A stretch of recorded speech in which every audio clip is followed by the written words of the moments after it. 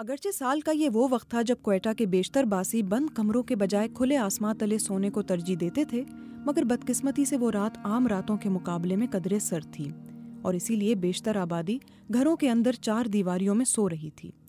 آج سے ٹھیک 87 برس قبل یعنی 30 اور 31 مئی 1935 کی درمیانی شب گھروں کے اندر سونے والے کوئٹہ کے ان باسیوں کو سنبھلنے کی مہلت بھی نہ مل سکی۔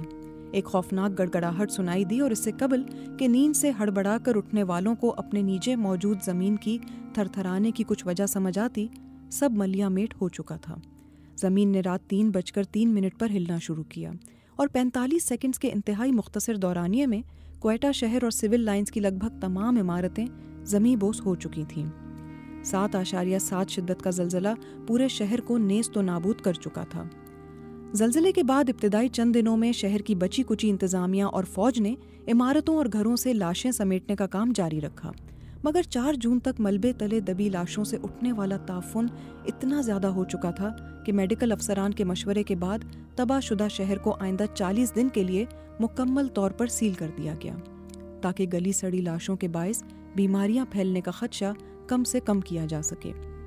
یہ تفصیلات سن 1935 میں کوئٹہ کے additional political agent captain LAG پنہے کی report the Quetta earth quick of 31 میں 1935 سے لی گئی ہے، جو انہوں نے اعلیٰ حکام کو ارسال کی تھی۔ اس زلزلے میں ہلاک ہونے والوں کی ملبے کے ڈھیر تلے تلاش اور لاشوں کو ٹھکانے لگانے کا کام اتنا مشکل تھا کہ ایڈیشنل پولیٹیکل ایجنٹ نے اس حوالے سے ایک مکمل باب لکھا ہے۔ وہ لکھتے ہیں کہ 1 جون 1935 کی صبح سے لاشوں کو اٹھانے کا کام شروع کیا گیا اور 3 جون تک لگ بھگ 5000 لاشیں اٹھائی گئیں، جنہیں لاریوں کے ذریعے شہر سے منتقل کیا گیا۔ مسلمان میتوں کی شہر کے جنوب میں واقع قبرستانوں میں تدفین ہوئی، جبکہ ہندو شہریوں کی میتوں کے کریا کرم کے لیے شہر کے مختلف حصوں میں عارضی شمشان گھاٹ بنائے گئے اور میتوں کو جلانے کے لیے تمام دستیاب ذرائع سے لکڑیوں کا ہنگامی بنیادوں پر بندوبست کیا گیا۔ سن 2005 میں BBC میں شائع ہونے والی ایک رپورٹ کے مطابق امریکی جیولوجیکل سروے نے اس زلزلے میں ہلاک ہونے والوں کی تعداد کا تعین 60,000 کے لگ بھگ کیا ہے۔ ماہر ارضیات اور بلوچستان یونیورسٹی کے سابق dean faculty of earth and environmental sciences professor doctor Din Muhammad Kakar کی تحقیق کے مطابق ریکٹر اسکیل پر زلزلے کی شدت 7.7 تھی اور زیر زمین گہرائی فقط 30 کلومیٹر تھی۔ اس زلزلے کے آنے کے صحیح وقت کے حوالے سے متضاد آراء ہیں، مگر محکمہ موسمیات کوئٹہ کے دفتر میں موجود ایک گھڑیال اس سلسلے میں رہنمائی فراہم کرتا ہے۔ یہ گھڑیال گزشتہ 86 برس سے خاموش ہے، کیونکہ یہ اس المناک واقعے کا اہم گواہ ہے۔ 31 مئی 1935 کو صبح 3:04 پر یہ گھڑیال اس وقت خاموش ہو گیا تھا جب زلزلے کے باعث اسے نقصان پہنچا۔ بعد ازاں اسے چلانے کی کوشش نہیں کی گئی، بلکہ اسے محفوظ کر لیا گیا، کیونکہ اس پر وہ وقت محفوظ ہے جب کوئٹہ شہر پر قیامت ٹوٹی۔ یاد رہے کہ additional political agent captain LAG پنہے کی رپورٹ میں زلزلے کا وقت 3:03 بتایا گیا ہے۔ ایڈیشنل پولیٹیکل ایجنٹ کی رپورٹ کے مطابق اس زلزلے سے قبل کسی بڑے تنبیہی جھٹکے یعنی وارننگ شاکس کے حوالے سے کوئی مخصوص اطلاع نہیں ملی تھی، مگر بعد ازاں زندہ بچ جانے والے کئی لوگوں نے میڈیا اور دوسری جگہوں پر جو بیانات دیے، ان کے مطابق انہوں نے بڑے جھٹکے سے پہلے مختلف تاریخوں میں زلزلے کے چھوٹے چھوٹے جھٹکے محسوس کیے تھے۔ رپورٹ کے مطابق چونکہ کوئٹہ میں سال بھر معمولی جھٹکے محسوس کیے جاتے رہتے ہیں، اس لیے ان چھوٹے جھٹکوں کا خاص نوٹس نہیں لیا گیا۔ رپورٹ میں لکھا ہے کہ رات کو آنے والے بڑے جھٹکے کے بعد بہت سے آفٹر شاکس آئے، مگر ان میں نقصان نہیں ہوا، کیونکہ شہر میں کوئی عمارت مکمل حالت میں موجود ہی نہیں تھی جو ان آفٹر شاکس کے نتیجے میں متاثر ہوتی۔ رپورٹ میں کہا گیا ہے کہ 1-2 افراد نے حکام کو یہ بھی بتایا کہ زلزلے کے دن انہوں نے گھروں میں پرندوں اور دیگر جانوروں میں عام دنوں کی بنسبت بے چینی محسوس کی، اور اس لیے انہوں نے جانوروں کے کمروں کے دروازے کھول دیے تاکہ وہ باہر نکل سکیں۔ اس زلزلے کے حوالے سے تحقیق کرنے والے سعید کرد نے اپنے ایک مضمون میں کوئٹہ کے ایک کسائی کا حوالہ دیا ہے اور بتایا ہے کہ وہ کسائی عموماً رات کو دیر سے گوشت کی مارکیٹ سے گھر جاتا تھا۔ 31 مئی کی شب جب وہ کوئٹہ کی سنسان گلیوں سے گزر رہے تھے تو انہوں نے یہ محسوس کیا کہ عام دنوں کے برعکس کتے بہت زیادہ بھونک رہے تھے۔ اس کسائی نے یہ رپورٹ دی تھی کہ رات 3 بجے کے قریب انہوں نے ایک خوفناک گڑگڑاہٹ سنی اور اس کے ساتھ عمارتوں کو ملبے کا ڈھیر بنتے دیکھا۔ اس وقت کوئٹہ گیریسن کے general officer commanding GOC general Carslake تھے۔ ایڈیشنل پولیٹیکل ایجنٹ کی رپورٹ کے مطابق انہوں نے زلزلے کے فوراً بعد کنٹرول روم سے رابطہ کیا تو انہیں بتایا گیا کہ شہر گرد و غبار سے اٹا ہوا ہے، ہر طرف چیخ و پکار کی آوازیں آ رہی ہیں اور خیال یہ ہے کہ شہر تباہ ہو چکا ہے۔ जनरल कार्सलेक ने फौरी तौर पर इमरजेंसी का ऐलान किया और फौज को स्टैंड बाय रखने का हुक्म जारी किया। ताहम एडिशनल पॉलिटिकल एजेंट की रिपोर्ट में फौज ने आधे घंटे में शहर की जानिब मूव करना शुरू किया था। मुहक्किक और साबिक डायरेक्टर जनरल महकमा ताल्लुकात आमा हुकूमत बलूचिस्तान नूर खान मोहम्मद हुस्नी के मुताबिक ज़लज़ले की इत्तला 31 मई की शब ही शिमला पहुंचा दी गई थी। इस इत्तला के बाद हुकूमत की जानिब से अगले रोज़ प्रेस को एक मुख्तसर सा बयान जारी किया गया, जिसमें बताया गया कि क्वेटा शहर तबाह हो गया है और चंद हज़ार नफूस जिंदा बच गए हैं। मोहम्मद हुस्नी के मुताबिक 1 जून 1935 को ज़लज़ले के हवाले से मुकर्रर करदा राब्ता अफसर व अफसर इत्तलात NCO मोर्जी ने बज़रिया टेलीफोन दिल्ली में महकमा इंफॉर्मेशन के ज़रिए बयान जारी कराया कि क्वेटा के अलावा एक बड़े इलाके में ज़लज़ला आया है, यानी दीगर शहर भी इससे मुतासिर हुए हैं। बलूचिस्तान के जो इलाके अंग्रेज़ों के कंट्रोल में थे, इनको ब्रिटिश बलूचिस्तान कहा जाता था। इन्हीं इलाकों बिलखुसूस अफ़गानिस्तान के सरहदी इलाकों के साथ अंग्रेज़ों ने साबिक नाज़ी जर्मनी और साबिक सोवियत यूनियन की पेशकदमी को रोकने के लिए फ़ौजी छावनियाँ बनाई थीं, जिनमें से सबसे बड़ी छावनी क्वेटा की थी।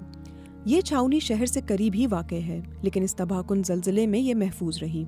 माहिर अर्ज़ियात और बलूचिस्तान यूनिवर्सिटी के साबिक dean faculty of earth and environmental sciences professor doctor दीन मोहम्मद काकड़ कहते हैं कि सन 1935 के ज़लज़ले की फ़ॉल्ट लाइन शहर के मगरिब में बरूरी के इलाके में थी। जिस इलाके में ये फ़ॉल्ट लाइन थी, वहाँ ज़मीन में गहरी दरार पड़ी, जिसके आसार अब भी हैं और ये क्वेटा से 40 से 50 किलोमीटर दूर मस्तूम के इलाके में ज़्यादा वाज़े हैं। उन्होंने बताया फ़ौजी छावनी फ़ॉल्ट लाइन से कुछ फासले पर थी और ये छावनी जिस इलाके में कायम की गई थी वो पहाड़ के करीब था, जहाँ ज़मीन सख्त थी, जबकि छावनी और शहर के दरमियान हबीब नाले समेत 1-2 नाले और थे। चूँकि हबीब नाले और दूसरे नालों की वजह से इनमें ब्रेक आया, इसीलिए छावनी से पहले ज़लज़ले की शिद्दत कम हो चुकी थी। फ़ौजी छावनी तो ज़लज़ले से बच गई, लेकिन रॉयल एयरफोर्स के हवाले से सूरत हाल मुख्तलिफ थी। छावनी के बरक्स एयरफोर्स की तनसीबात शहर के शुमाल मगरिब में थीं, जो कि फ़ॉल्ट लाइन के करीब होने की वजह से बुरी तरह से तबाह हुईं। पॉलिटिकल एजेंट की रिपोर्ट के मुताबिक क्वेटा में तैनात एयरफोर्स एहलकारों में निस्फ हलाक या ज़ख्मी हुए थे। इस रिपोर्ट में एयरफोर्स में होने वाली हलाकतों की कोई तादाद नहीं बताई गई, ताहम ये ज़रूर लिखा है कि एंकर्स में मौजूद 27 तैयारों में से सिर्फ 3 काबिले इस्तेमाल रहे। चूँकि शदीद ज़लज़ले की वजह से शहर का वाहिद बिजली घर तबाह हुआ था, इसलिए ज़लज़ले के बाद शहर मुकम्मल तारीकी में डूब गया था। फ़ौजी छावनी से निकलने वाले एहलकार जब अपनी गाड़ियों और मोटरसाइकिलों पर छावनी से मुतसिल बरूस रोड यानी मौजूदा जिना रोड के कोने पर पहुंचे, तो गाड़ियों और मोटरसाइकिलों की हेडलाइट्स वो वाहिद ज़रिया थी जिनकी मदद से उन्होंने शहर की तबाही का पहला नज़ारा किया। एडिशनल पॉलिटिकल एजेंट की रिपोर्ट के मुताबिक शहर की पुलिस और सिविलियन इंतज़ामिया का सफाया हो गया था। GOC ने तमाम दस्तयाब वसाइल ब्रिटिश बलूचिस्तान में agent to governor general sir Norman के डिस्पोजल पर छोड़ दिए थे। जिन फौजी एहलकारों की शहर में रेस्क्यू ऑपरेशन में ज़रूरत नहीं थी, उनको शहर में गश्त पर लगा दिया गया, ताकि पुलिस और सिविलियन इंतज़ामिया की अदम मौजूदगी में शहर में किसी किस्म का नाखुशगवार वाक़या न पेश आ सके। एक आर्जी पुलिस फोर्स भी कायम की गई, जिसकी जिम्मेदारी उन शहरियों की मदद करना था जो इस ज़लज़ले में जिंदा बच गए थे, मगर जिन्हें समझ नहीं आ रहा था कि वो इस मुश्किल वक्त में क्या करें। इस आर्जी पुलिस फोर्स को चलाने की जिम्मेदारी उन फौजी स्टूडेंट अफसरों को सौंपी गई थी जो कि कोर्स के लिए स्टाफ कॉलेज आए हुए थे। रिपोर्ट के मुताबिक agent to governor general sir Norman ने यह महसूस किया कि अफसरों और एहलकारों की कमी की वजह से सिविलियन इंतज़ामिया शहर के इंतज़ाम को नहीं चला सकती, इसलिए उन्होंने 31 मई को ही शहर का कंट्रोल जनरल क्लार्क्स के हवाले किया, जिन्होंने क्वेटा में मार्शल लॉ नाफिज करने का ऐलान कर दिया। जहां शहर में आर्जी पुलिस फोर्स कायम की गई, वहीं पंजाब और साबिक NWFP यानी मौजूदा खैबर पख्तूनख्वा की हुकूमतों ने क्वेटा के लिए स्पेशल पुलिस फोर्सेस को रवाना किया। इन दोनों इलाकों से पुलिस फोर्स के आने के बाद ये महसूस किया गया कि अब सिविलियन अथॉरिटी दोबारा शहर की इंतज़ामिया को संभाल सकती है, लिहाजा सिर्फ 4 हफ्ते बाद ही यानी 28 जून को मार्शल लॉ ख़त्म कर दिया गया। रिपोर्ट में कहा गया है कि रिलीफ हेडक्वार्टर में इस हवाले से जो इजलास हुआ था, इसमें 6 तरजीहात तय की गईं, जिनमें से पहली ये थी कि जो लोग जिंदा बच गए हैं इनको रेस्क्यू किया जाए। इस मकसद के लिए शहर को 8 सेक्टर्स में तकसीम किया गया और फौज के मुख्तलिफ यूनिटों को इस काम पर लगा दिया गया। इसी सिलसिले में एक मुश्किल रुकावट ट्रांसपोर्ट की अदम दस्तयाबी थी, क्योंकि शहर में मुसाफिर लारियों समेत जो सरकारी और प्राइवेट गाड़ियां थीं, इनमें से बेशतर ज़लज़ले की वजह से तबाह हो गई थीं। ताहम इस ज़लज़ले में बच जाने वाले फ़ौजी छावनी में फ़ौज की गाड़ियों की एक बड़ी तादाद के अलावा अफसरों की प्राइवेट गाड़ियां थीं, जिनको शहर में रेस्क्यू और फ़ौज की नकलो हरकत के लिए इस्तेमाल में लाया गया। 3 जून तक शहरी अपनी मदद आप और फौज की मदद से मलबे के नीचे अपने प्यारों की लाशों और कीमती सामान को तलाश करने का काम करते रहे, मगर फिर लाशों से उठने वाले ताफुन और इसके नतीजे में बीमारियों के फैलाव के पेश नज़र बच जाने वालों को शहर से निकालकर पनाह गज़ीनों को रेस कोर्स कैंप में मुंतकिल किया गया, जहां इनके लिए रिहाइश का इंतज़ाम किया गया था। एक अहम मसला जो दरपेश था वो क्वेटा शहर और नवाही इलाकों में जिंदा बच जाने वालों को राशन, कपड़ों और तिबी इमदाद की फराहमी करना था, जिसे स्टाफ कॉलेज क्वेटा के कर्नल हवास को सौंपा गया। इस मकसद के लिए 2 गाड़ियां इस्तेमाल में लाई गईं, जिनमें से एक में खुराक जबकि दूसरी में तिबी अशिया थीं। इस वक्त खुराक ज़ख़ीरा करने का बड़ा ज़रिया खुराक के डिपो हुआ करते थे और हुकाम ने पहला कदम ये उठाया कि इजनास को वहाँ से निकाल कर महफूज किया। इसके अलावा सिविलियन आबादी के लिए खुराक की फराहमी को यकीनी बनाने के लिए फ़ौज के राशन में कमी की गई। रेस कोर्स कैंप में पनाह लिए हुए अफराद की तादाद 10,000 के लगभग थी। रिपोर्ट के मुताबिक गॉलब्रेथ स्पिनी के मुकाम पर एक डेयरी फार्म कायम किया गया था और ज़लज़ले में बच जाने वाली गायें और भैंसें जो शहर में आवारा फिर रही थीं, उनको इस डेयरी फार्म में लाया गया। इसके अलावा जानवरों के बहुत से मालिकान भी अपने माल मवेशियों को संभालने से कासिर थे। माल मवेशियों को संभाल नहीं सकते थे, इसलिए उन्होंने अपने मवेशी हुकाम के हवाले कर दिए थे। इन जानवरों की जब मजीद ज़रूरत नहीं रही तो उनको उनके मालिकान के हवाले किया गया। इस डेयरी फार्म के इंचार्ज ज़रई अफसर मुस्तफ़ा थे। रिपोर्ट में उनके काम को सराहा गया है। नूर खान मोहम्मद हुस्नी की तहकीक के मुताबिक हुकाम की जानिब से जारी करदा पहली रिपोर्ट में मरने वालों की तादाद सही नहीं लिखी गई। इस ज़लज़ले के 3 माह बाद शाया होने वाली रिपोर्ट में मरने वालों की तादाद 25 से 30,000 के दरमियान लिखी गई, जबकि 15 माह बाद शाया होने वाली एक सरकारी रिपोर्ट में शहर की आबादी 50,000 और मरने वालों की तादाद 40,000 बयान की गई।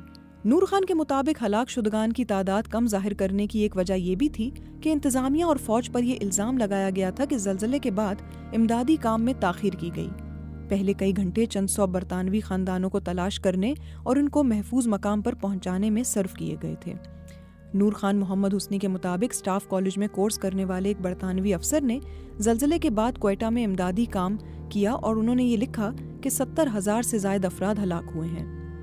नूर खान मोहम्मद हुस्नी के मुताबिक स्टाफ कॉलेज में कोर्स करने वाले एक बरतानवी अफसर ने, जिन्होंने ज़लज़ले के बाद क्वेटा में इमदादी काम किया था, उन्होंने लिखा कि 70,000 से ज़ायद अफराद हलाक हो चुके हैं। कैप्टन LAG पिन्हे की रिपोर्ट में क्वेटा के अलावा कलात और मस्तूंग के इलाकों में भी रिलीफ और नुकसानात के अजाले का जिक्र किया गया है।